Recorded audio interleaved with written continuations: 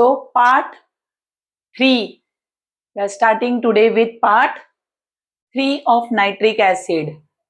जिसमें today we are going to study chemical properties of dilute as well as concentrated nitric acid. ठीक है? So I hope आप लोगों ने part 1, part 2 nitric acid का देखा. ओके, मतलब लैब प्रिपरेशन हो गई है आपकी कमर्शियल प्रिपरेशन भी हो गई है, ऑसवर्ल्ड प्रोसेस.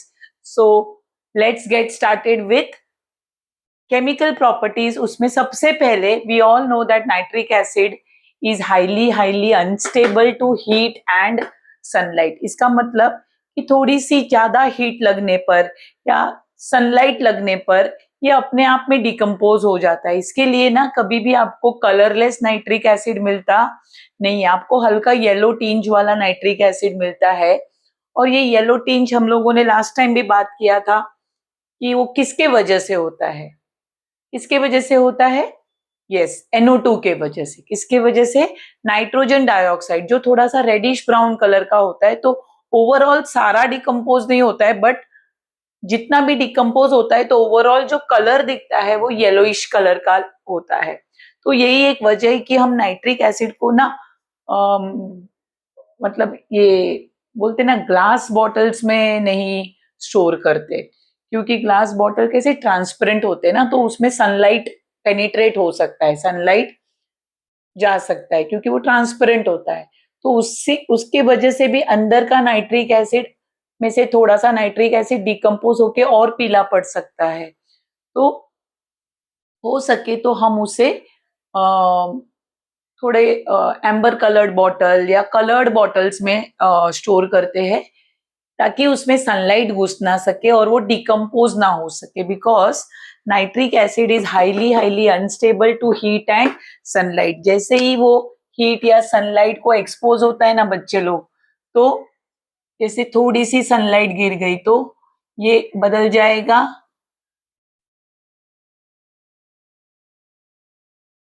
इस तरह से. गेटिंग? अब फिर आपको इसको बैलेंस करना होगा. तो बैलेंस करने के लिए once again we will go with oxygen. जो हमारा ऑड है उसको इवन करेंगे. इसको इवन करने के चक्कर में हमारा हाइड्रोजन 4 हो गया, इधर नाइट्रोजन 4 हो गया, इसको 4 कर देंगे. अब हमारा ऑक्सीजन 12 है, ये 2 + 8 10 और ये 2 12. तो इस तरह से ये हमारा बैलेंस हो गया. करेक्ट?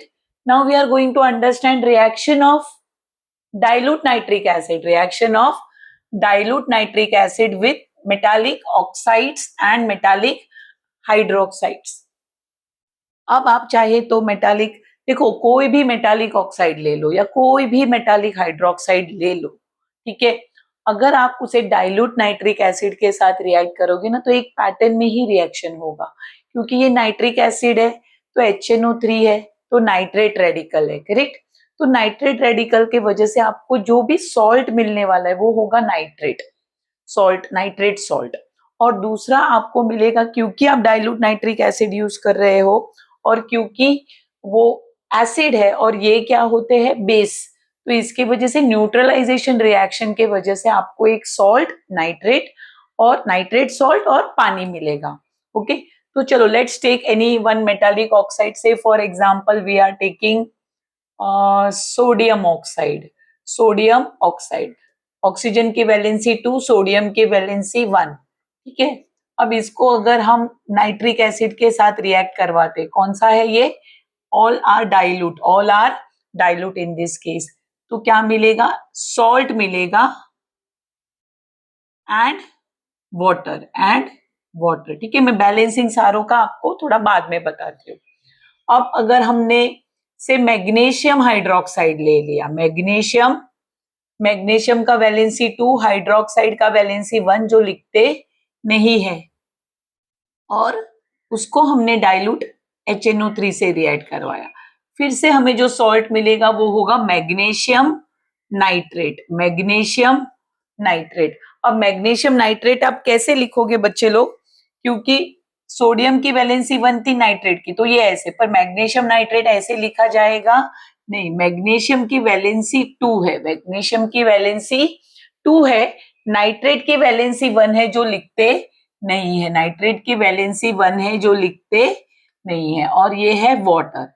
दिख रहा है, मैंने एक आपको ऑक्साइड दिखाया, हाइड्रोक्साइड दिखाया, आप चाहो तो और ऑक्साइड और हाइड्रोक्साइड ले सकते हो, जैसे for example I am taking for you all one more oxide, calcium oxide. अब यहाँ पर कैल्शियम की भी वैलेंसी 2 है, ऑक्सीजन की भी वैलेंसी 2 है, करेक्ट। तो इसके लिए calcium oxide plus dilute nitric acid, plus dilute nitric acid, तो ये वापस से आपको क्या देगा, salt of nitrate. But calcium का वैलेंसी 2 है ना, और नाइट्रेट का 1, तो नाइट्रेट का 1 इधर लिखते नहीं है, तो इस तरह से हमारा ये कैल्शियम के साथ इसका रिएक्शन है। अब अगर आप और एक हाइड्रोक्साइड लेना चाहते हो, say for example you want to take which hydroxide, say ferric या फेरस, व्हाटएवर, फेरिक हाइड्रोक्साइड ले रहे हो, तो फेरिक है, इसके लिए वैलेंसी 3, हाइड्रोक्साइड का वैलेंसी 1, और इधर आप ले रहे हो HNO3 डाइल्यूट, तो ये क्या देगा आपको, नाइट्रेट का सॉल्ट। ऑलवेज सी आपको सॉल्ट मिलेगा नाइट्रेट, पर इधर आयन की वैलेंसी क्या थी, 3, तो इधर भी आयन की वैलेंसी 3, नाइट्रेट की वैलेंसी 1 होती है जो लिखते नहीं है। ओके, तो इस तरह से है।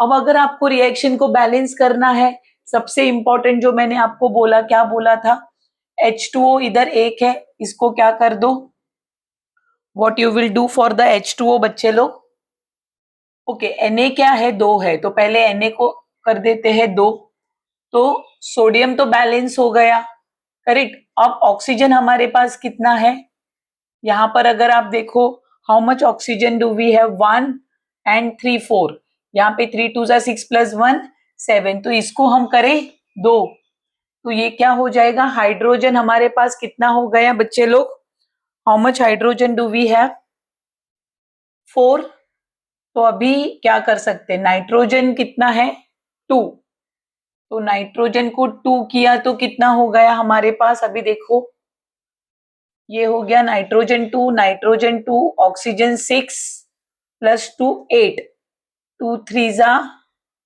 6, oh, so this is not working, correct. तो अब हमें क्या करना पड़ेगा, ऐसे टाइम पे वी हैव टू Na2, तो यहां पर हमें 2 डाल दिया, ओके, अब क्या हो गया, Na2, N भी 2, N भी 2, ओके, हाइड्रोजन 2 मिल गए, 3 2 जा 6, 6 प्लस 1 7, 3 2 जा 6, 6 प्लस 1 7, देखो बैलेंस हो गया, समझ में आ रहा है। अब मैग्नीशियम हाइड्रोक्साइड के साथ आप देखो, मैग्नीशियम हाइड्रोक्साइड के साथ भी आप देखो, यहाँ पर ऑक्सीजन 2 है, यहाँ पर ऑक्सीजन 3 है, यहाँ पर ऑक्सीजन 3 2 जा 6 है और एक 1, तो पहले हम इसे कर दे, ओके। अब इसके चलते हमारा हाइड्रोजन कितना हो गया, 2 2 जा 4, पर इधर 2 है, तो इधर भी 2 कर देंगे, तो 2 हाइड्रोजन कितना हो जाएगा, 4। अब क्या हो गया हमारा, ऑक्सीजन 2 एंड 6 8, 3 2 जा 6 प्लस 2 8, हाइड्रोजन 4, यहाँ पर 2, यहाँ पर 2, 4, correct, all is balanced now, can you all see this, it is a balanced reaction. तो इसी तरह से आपको ये दो बाकी के बैलेंस करने होंगे, तो इसमें भी आप सेम वे में, यहाँ पर 2 आ जाएगा, करेक्ट, और यहाँ पर भी 2 आ जाएगा, आर यू गेटिंग।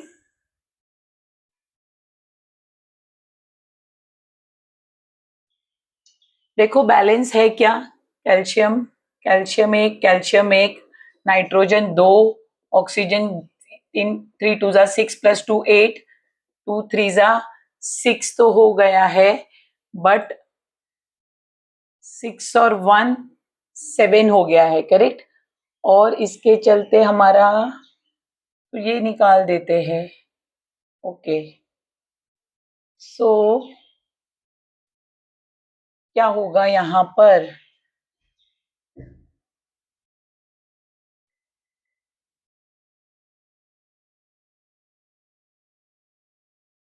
ये निकाल दिया तो कैसे होगा, 2 3 जा 6 प्लस 1 7, 3 2 जा 6 plus 1, yes it is balanced, it is balanced. Can you all see? यहाँ पर 2 डालने की जरूरत नहीं थी क्योंकि ये 3 2 जा 6 ऑक्सीजन प्लस 1, 2 3 जा 6 प्लस 1, क्योंकि यहाँ पर भी एक ऑड है, यहाँ पर भी एक ऑड है, तो दोनों जगह एक एक ऑड है, तो हमें उसका चिंता करने का जरूरत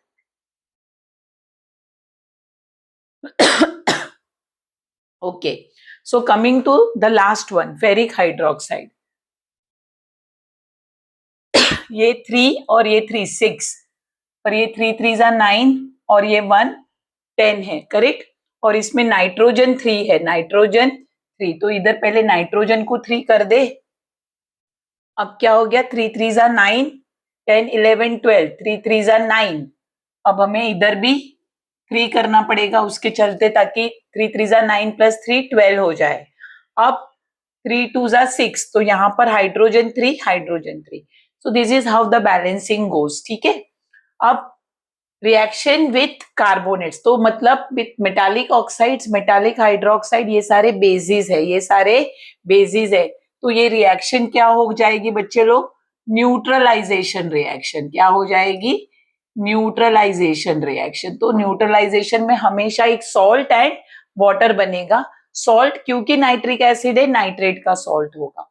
अब चलते हैं reaction with carbonates and bicarbonates. आप कोई भी दो रिएक्शन ले लो, सेम वैसा ही चलेगा। तो अगर हम एक कार्बोनेट लेते हैं, समझो कैल्शियम कार्बोनेट, क्या लिया, और साथ में हमने डाइल्यूट नाइट्रिक एसिड यूज किया, और एक बार हमने ले लिया चलो सोडियम बाइकार्बोनेट, क्या ले लिया, और नाइट्रिक एसिड यूज किया डाइल्यूट।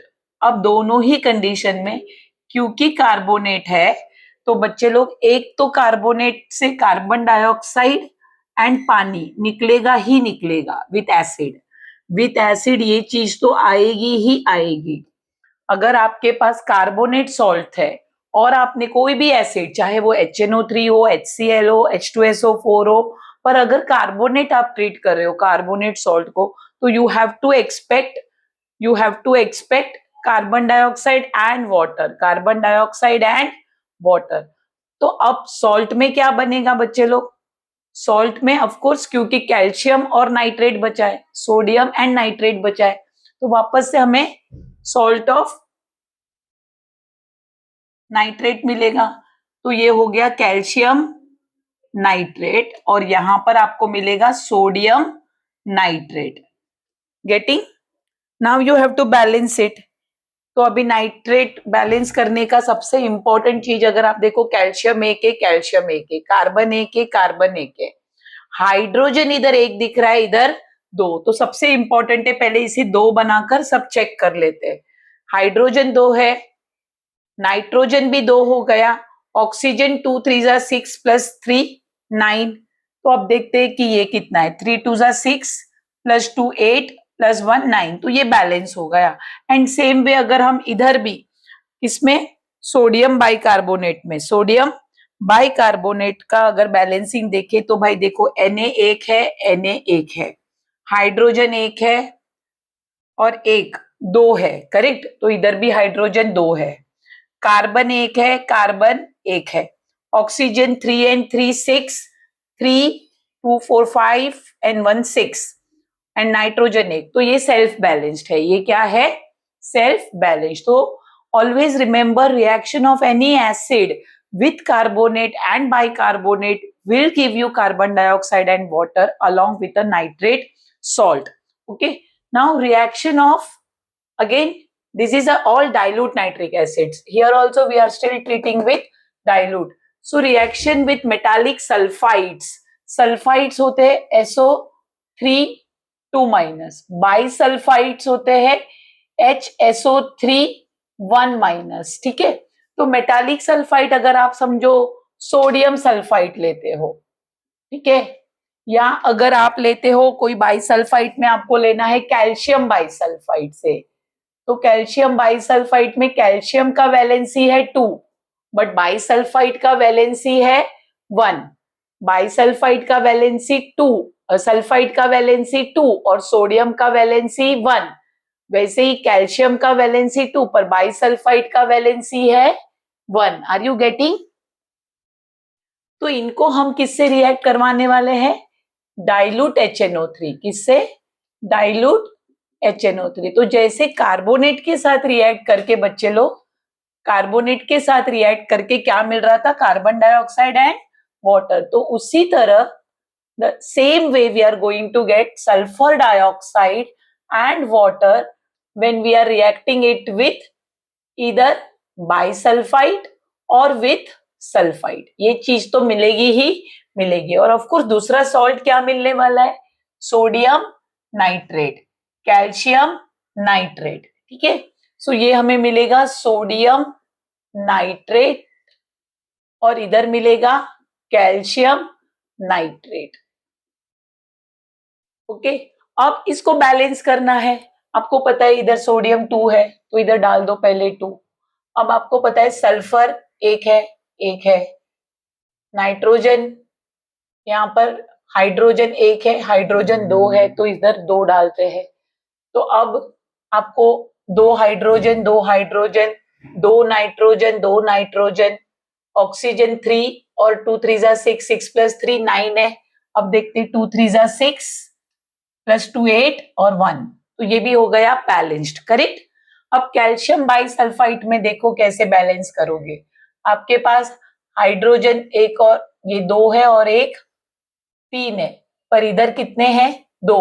तो पहले इस हाइड्रोजन को इवन बना दो, इस हाइड्रोजन को इवन बना दो ताकि 4 बन गए. और इसके चलते हमने इसको भी 4 बना दिया तो अभी हमारा ऑक्सीजन भी इवन हो गया. करेक्ट. अब आप देखो सल्फर कितने हैं आपके पास? 2. सल्फर 2 है तो इधर सल्फर को भी हम क्या बना देते हैं? 2. Okay, so now we will just see कि भाई कैल्शियम एक है, कैल्शियम एक है, हाइड्रोजन 2 है, 2 और 2 4 तो ये 4 है. सल्फर 2 है, सल्फर 2 है, ऑक्सीजन 3 2 6 एंड 2 3 6 12 है. अब देखते हैं 2 3 6 2 2 4 10 और ये 2 12. तो इस तरह से हमारा ये पूरा इक्वेशन बैलेंस्ड हो गया. सो बच्चे लोग this were the properties of dilute nitric acid. इसमें एक और प्रॉपर्टी है कि जैसे हमने एसिड बेस्ड सॉल्ट में देखा कि जो नाइट्रिक एसिड है, जो नाइट्रिक एसिड है इसमें एक ही H है ना, तो इसे बोलते हैं मोनोबेसिक एसिड. क्या बोलते हैं? Monobasic acid. क्योंकि जब हम इसे एक्वियस सोल्यूशन में डालते हैं ना तो ये कुछ इस तरह से एक ही H आयन जो होता है उसको लिबरेट कर देता है, उसे लिबरेट कर देता है. तो इसके लिए इसे बोलते हैं मोनोबेसिक एसिड. और ऐसे एसिड ना बच्चे लोग ब्लू लिटमस को रेड बनाते हैं. ठीक है, फिनोफ्थैलिन अगर हमने लिया तो वो एक्चुअली फिनोफ्थैलिन का जो पेपर होता है वो कलरलेस होता है, तो एसिड में वो कलरलेस ही रहता है. और मिथाइल ऑरेंज पेपर ये एसिड में जाते ही या तो हल्का, मतलब अगर ज्यादा एसिडिक होगा तो रेड बन जाता है, थोड़ा कम एसिडिक वाला होगा तो वो पिंक होता है. सो मिथाइल ऑरेंज टर्न्स पिंक और red, blue litmus turns red and phenolphthalein remains colorless. So this shows that acidic property of monobasic acid nitric acid. Okay, ये सारा जो हमने अभी पढ़ा वो था डाइल्यूट नाइट्रिक एसिड के प्रॉपर्टीज. इसको मैंने आपको बैलेंसिंग के साथ समझाया है. Okay, now we are going to understand the action of concentrated nitric acid. Concentrated, we are going to make use of concentrated nitric acid here because dilute nitric acid ना बच्चे लोग नॉन मेटल्स पर act करते नहीं है. So for non metals अगर हमें oxidising property देखनी है, एक्चुअली जो नाइट्रिक एसिड है ना बच्चे लोग वो ऑक्सीडाइजिंग प्रॉपर्टी एग्जिबिट करता है because of its nascent oxygen. तो ये कॉन्सेंट्रेटेड नाइट्रिक एसिड है ना वो इस तरह से H2O NO2 मतलब 2 ऑक्सीजन इधर चले जाते हैं और एक ऑक्सीजन उसका बाहर निकलता है, और यही ऑक्सीजन एक्चुअली हाइड्रोजन को बाहर आने देता नहीं है, उसे पानी बना देता है. और वहां ही आप देखोगे यहाँ पर NO2 आता है कॉन्सेंट्रेटेड के साथ, जबकि डाइल्यूट के साथ अगर आप देखोगे सेम रिएक्शन में आपको 3 नेसेंट ऑक्सीजन मिलते हैं, मतलब एक O इधर जाता है और इसका 3 नेसेंट ऑक्सीजन मिलते हैं, 3 nascent oxygens are liberated. Okay, so ये डाइल्यूट के साथ you are always going to get NO, but concentrated के साथ you are always going to get. और इसको अगर हम इस तरह से अभी बैलेंस कर सकते हैं.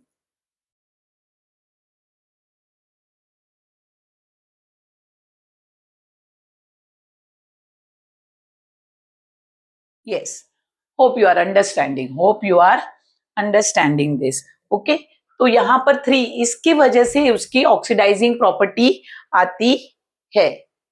ठीक है, now let's see this carbon. अब कार्बन के साथ अगर कॉन्सेंट्रेटेड नाइट्रिक एसिड रिएक्ट करता है, ओके, या सल्फर के साथ कॉन्सेंट्रेटेड नाइट्रिक एसिड रिएक्ट करता है, कौन सा? कॉन्सेंट्रेटेड. तो of course because oxidizing property हम देख रहे, तो कार्बन बन जाएगा कार्बन डाइऑक्साइड. और क्योंकि नाइट्रेट रेडिकल है, तो NO2 एंड वाटर ये भी बनेगा. ठीक है, अब सल्फर है तो sulphur will get oxidize to sulphuric acid. And क्या बनेगा? सल्फ्यूरिक एसिड के साथ आपको क्या मिलने वाला है? Again the same product, NO2 and water. Getting? So sulphur getting oxidize to sulphuric acid, carbon getting oxidize to carbon dioxide. और ये जो गैस है ना आपको जो दिख रही है, this is reddish brown coloured gas, nitrogen dioxide. और ये बहुत इंपॉर्टेंट है बिकॉज ये वाला these all are a test to identify that whatever we have got is nothing but nitric acid. ठीक है, फिर अभी इसको कैसे बैलेंस किया जाए? अब आप इसको बैलेंस करने को सोचोगे तो ये अभी देखो यहाँ पर ऑड है, इसको मैंने इवन बना दिया. करेक्ट. अभी ये 2 2 जा 4, तो इसको मैंने 4 बना दिया. ओके, अब आप देखो नाइट्रोजन उसके चलते कितना हो गया है, नाइट्रोजन हैज बिकम 4, तो इसको भी हम 4 बना देंगे. कार्बन 1 है, ऑक्सीजन कितना हो गया? 12, तो ये है 2, 4 2 जा 8, 8 + 2 10, और ये 12, ये हो गया बैलेंस्ड. ओके, अब वैसे ही अगर हम सल्फर और ये करें तो वापस यहाँ पर ऑक्सीजन को इवन बना दो. अब इसके चलते 2 2 जा 4 + 2 6, तो इसे 6 बना दो. अब नाइट्रोजन क्या हो गया है? 6, तो इसे 6 बना दो. ठीक है, this is how we are going. Now let's see balancing का क्या प्रोसेस अभी बचा है. सल्फर 1 है, हाइड्रोजन हो गया, नाइट्रोजन हो गया, 6 3 जा 18, तो ऑक्सीजन 18 है, ये 4, 6 2 जा 12, 12 + 4 16, 16 एंड ये 2 18. See it is balanced. तो बैलेंसिंग में थोड़ा सा ध्यान रखकर आप पहले ऑड को इवन बनाने का कोशिश करिए, और फिर आप ये भी साथ में देख लीजिए कि अगर आपने इवन बनाया तो उसके बाद जो जिसको आपने इवन बनाया ऑक्सीजन, तो फिर उसके चलते अगर ऑक्सीजन किसी से जुड़ा है वो कैसे बदलता है, तो वैसे ही आप पहले उस चीज को बदलिए और फिर बाकी चीजों को देखिए.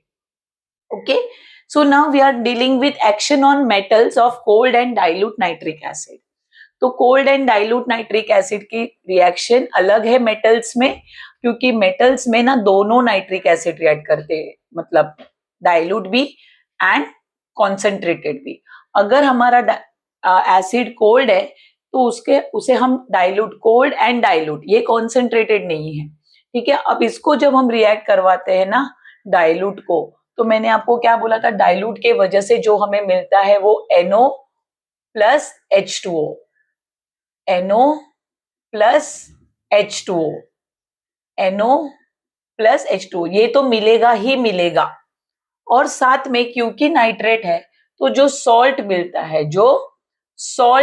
है वो होता है copper nitrate, zinc nitrate, and यहां पर जो हम लोग यूज कर रहे हैं ना बच्चे लोग, ये वाला जो आयन है that is the ion with a valency 2, तो ये आपको देता है फेरस नाइट्रेट, कभी भी याद रखना डाइल्यूट के साथ ना आयन की दो वैलेंसी 2 यूज होती है, वैलेंसी 2। तो इधर भी आपको आयन की वैलेंसी 2 डालनी है, ठीक है। जबकि यही पर यहाँ पर आयन की वैलेंसी हम यूज करते हैं 3, क्योंकि वो ही रिएक्ट करता है। आप बोलोगे मैम ऐसे आप कैसे बदल सकते हो, क्योंकि बच्चे लोग हम केमिस्ट्री में रिएक्शन करवाते हैं, कभी देखते हैं कि कोई एलिमेंट किसी एसिड से रिएक्ट करता है तो कोई नहीं करता है। तो ये जो सारा रिएक्शन अभी यहाँ पर आपको मैं देख रहा है वो कॉन्सेंट्रेटेड, या तो कॉन्सेंट्रेटेड नहीं अगर आपके पास है, डाइल्यूट है तो उसे गर्म कर दो, डाइल्यूट है तो उसे गर्म कर दो, तो that is also equivalent to concentrated. Okay, तो जब ऐसा एसिड हम लेते हैं तब भी हमारे पास एक रिएक्शन की पैटर्न है। तो यहाँ पर भी हमारा जो बनता है वो NO2 प्लस H2O बनता है। क्या बनता है? NO2 plus H2O, NO2 plus H2O। Okay, now of course copper nitrate ये तो बनेगा ही जैसे ऊपर बना था, खाली इसमें और इसमें फर्क इतना है कि ये डाइल्यूट और कोल्ड है ना, तो यहाँ पर नाइट्रिक ऑक्साइड बनता है, पर ये हॉट डाइल्यूट है, या तो इसे कॉन्सेंट्रेटेड भी बोल सकते, इसके लिए NO2 बना है। बाकी सारे पैटर्न हमारे सेम है, बट क्योंकि प्रोडक्ट में एक फर्क पड़ गया है ना, तो इसके लिए इसकी बैलेंसिंग, अभी देखो ये फेरिक है ना, तो यहाँ पर NO3 2 नहीं होगा, इधर NO3 3 होगा। तो अब अगर हमें इसको बैलेंस करना है, इसे बैलेंस करना है, तो सबसे इंपॉर्टेंट टास्क क्या होगा हमारा बच्चे लोग? To make odd even, to make odd even, है ना। तो अभी इवन बनाने के लिए हमको पहले ही पता है कि यहाँ पर मेरा ये इसको इवन बनाऊंगी तो ये 2 हो जाएगा, तो मेरा N2 N2 4 हो जाएगा, करेक्ट। पर मुझे इसको भी इवन बनाना है तो मेरा हाइड्रोजन भी 4 हो जाएगा।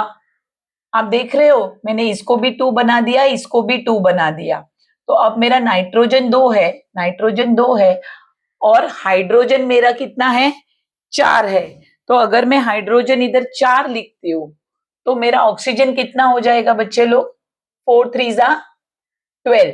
अब अगर आप देखोगे 3 2 जा 6 प्लस 2 8 प्लस 2 10, तो मेरा तो हो नहीं रहा है, मेरे को तो 12 चाहिए, पर मेरे को मिल रहा है अभी फिलहाल सिर्फ कितना मिल रहा है? I am getting only. तो अब क्या करा जाए, अब क्या करा जाए? What should we do? Hydrogen भी 4 मिल रहे हैं, so now the thing that we can do is,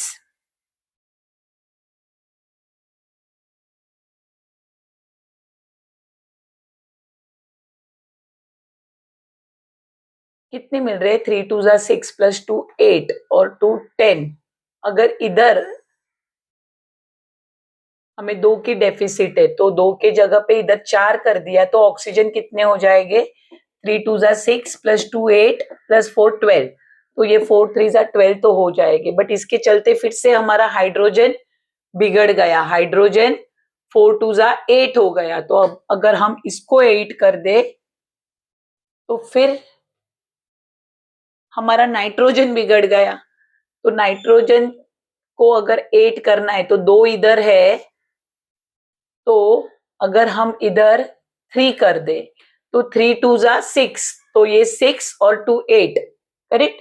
अब हमारा ऑक्सीजन, अरे कॉपर 3, तो इधर 3, करेक्ट। आप देख रहे हो कैसे चेंजेस हो रहे हैं? ओके, अभी ये भी हो गया।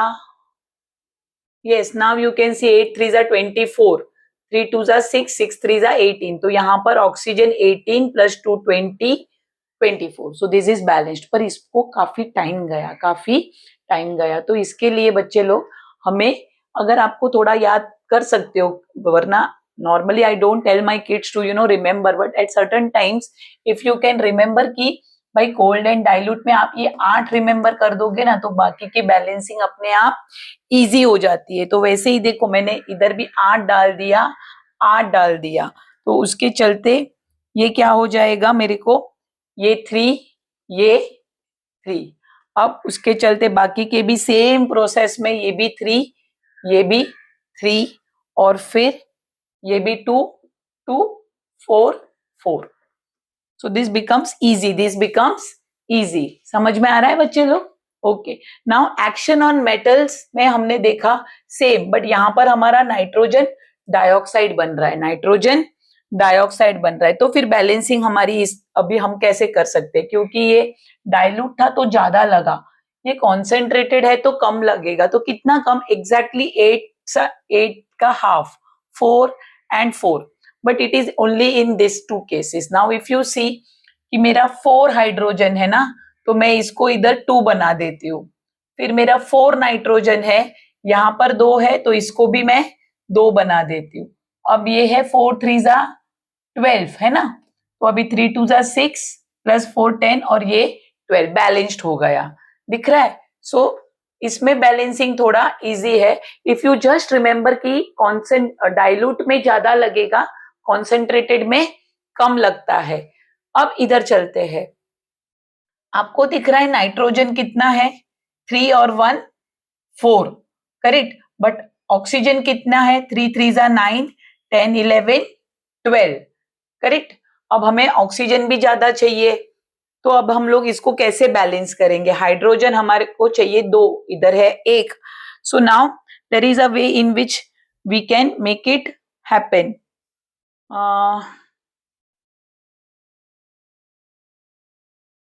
Nitrogen is 4, no? 3 + 1 4, ओके। हम देखते हैं इधर 4 डालकर, अब देखते हैं हमारा क्या हो रहा है। अगर हमने 4 डाला तो इधर हाइड्रोजन को 2 डाला तो कितना हो जाएगा? 4 नाइट्रोजन तो हो गया, 4 हाइड्रोजन भी हो गया, 4 3 जा 12, 3 3 जा 9 10 11 12 13। Oh my god, this is not working, this is not working because oxygen इसके वजह से चेंज हो रहा है। So let's change this to now 6। अब देखते हैं 6 हाइड्रोजन, ये तो हम 6 बना ही सकते हैं बाय एडिंग 3।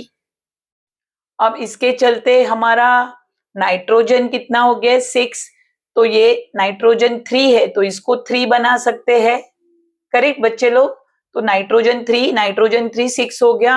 अब 6 3 जा 18, लेट्स काउंट, 3 3 जा 9, 9 प्लस 3 2 जा 6, 9 प्लस 6 15, 15 प्लस 3 18। तो इस तरह से है। तो what I want you all to remember कि अगर आप इसमें एक 8 रिमेंबर कर सकते हो तो आपके लिए काफी आसान हो जाएगा इसका बैलेंसिंग। हाँ, बट अदरवाइज रिएक्टेंट्स जानने के लिए प्रोडक्ट्स पता होना बहुत इंपॉर्टेंट है, क्योंकि कई बार बच्चे कोल्ड एंड डाइल्यूट तो ले लेते पर इधर NO2 डाल देते, कॉन्सेंट्रेटेड लेते हैं पर इधर NO लिख देते। तो ये चीजें हैं जो आपको थोड़ा ध्यान देना होगा। Okay, so this finishes almost the chemical properties of dilute as well as concentrated nitric acid। इसमें हम लोग अभी जो एक्वा रीजिया है और थोड़ा reaction of nitric acid with dilute nitric acid with active metals, ये और टेस्ट्स ऑफ नाइट्रिक एसिड जिसमें ब्राउन रिंग टेस्ट है वो बाकी है, तो उसके लिए मैं एक पार्ट 4 बनाऊंगी। फिलहाल you can revise this. Please जब भी आप रिवाइज करते हो ये सारे प्रॉपर्टीज, मेक श्योर कि आप लिख कर करो। देखो कि जैसा मैंने आपको बैलेंसिंग बताया है, क्या आपको भी ये जम रहा है, क्या आपको प्रॉब्लम हो रही है? अगर शायद प्रॉब्लम होगी तो ये वाले में हो सकती है, तो इसी के लिए मैं आपको बता रही हूँ कि कोल्ड एंड डाइल्यूट में अगर आपको जमता है तो 8 याद रखो, बाकी फिर बैलेंसिंग करोगे ना तो आराम से हो जाएगी। और क्योंकि डाइल्यूट में 4 है तो कॉन्सेंट्रेटेड में, डाइल्यूट में 8 है तो कॉन्सेंट्रेटेड में उसका आधा। सिर्फ इसमें जो डिस्क्रिपेंसी है वो आयन की है। डाइल्यूट के साथ हम वैलेंसी 2 लेते हैं आयन की, और कॉन्सेंट्रेटेड के साथ या हॉट एंड डाइल्यूट के साथ हम वैलेंसी 3 लेते हैं। तो इसके वजह से इधर दोनों में 4 है पर इधर 6 हो जाता है, ठीक है? So I hope this is understood, and let's meet again in part 4. So please kindly like, share, subscribe, and do comment what you want the next after nitric acid. I will be completing nitric acid in part 4. Okay, thank you.